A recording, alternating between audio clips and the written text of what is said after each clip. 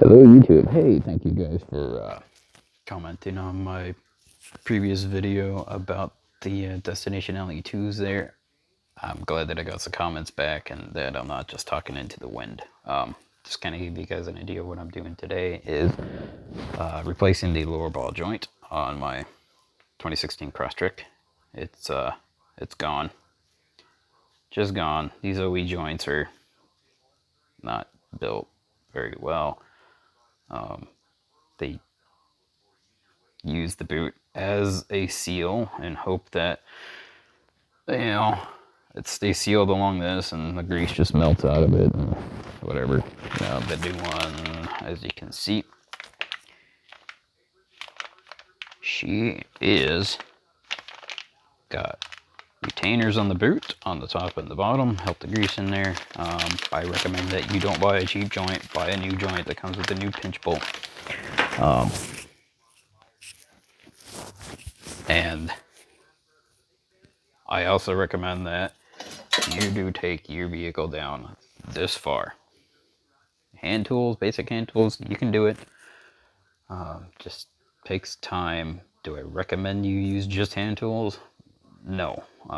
You increase your likelihood of breaking bolts when you use just hand tools. The main one is the pinch bolt.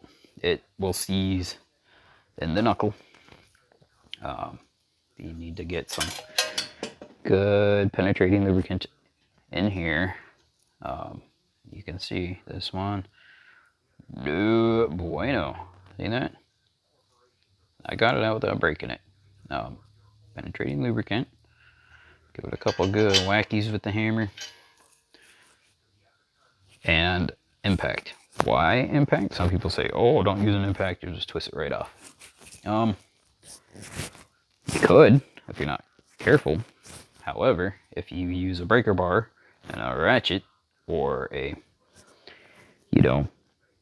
wrench and a pipe, you can do the same thing too. You pop that right off and you would actually end up putting more stress past the yield point on these with a breaker bar than you will an impact. An impact is going to go pop, pop, pop, pop, pop, pop, right? It's not continuous. And plus, the percussion is going to break the bond in that corrosion and help break that loose. Why do I say that? Well, this knuckle is going to run you around $200. And on top of that, the hub bearing, more than likely, is going to get destroyed pounding it out of the knuckle when you want to switch it over. So then you're going to have to buy a new bearing. So, again, take the time, do it right, save yourself some money, buy yourself an impact, buy yourself a cheap compressor. Doesn't have to be expensive. You're not using it continuous duty. It just needs to work. Bear in mind, cheap impacts do not give you the same result as something that's expensive. You can modify these. I got the idea from one of ABE's videos. Air hammer. Find them on eBay, Craigslist, pawn shops. A good air hammer, not a cheap hammer, a good air hammer will help you immensely in doing this and save you some money, especially when breaking the tapers on the joints.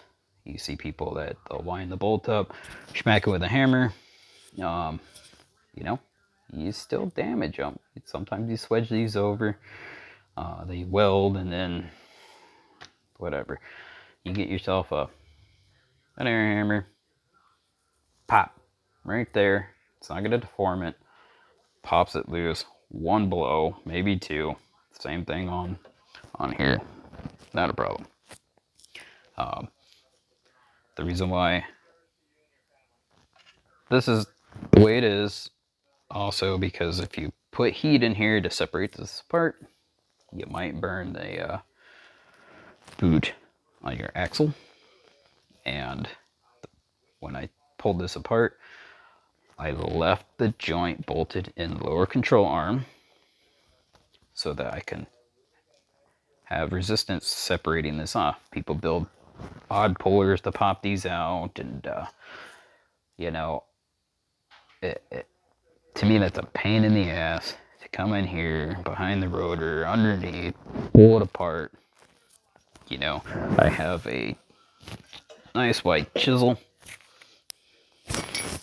right here,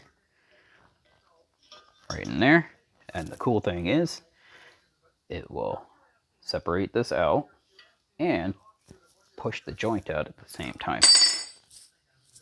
And then come on this side with my hammer, in here or in here.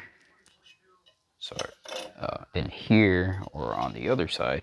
Give it a couple of blows with the air hammer and she comes apart.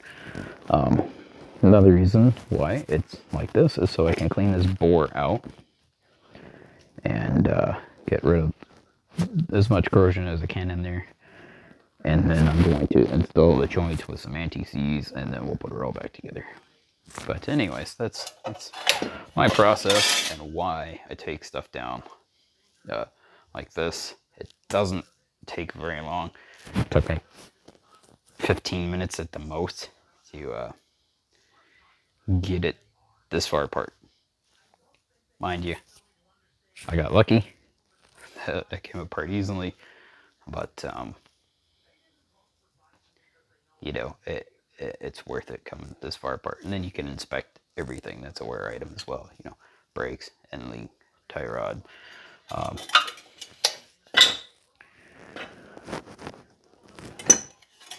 guess that's about all she wrote. If you have any questions or comments, feel free to leave them.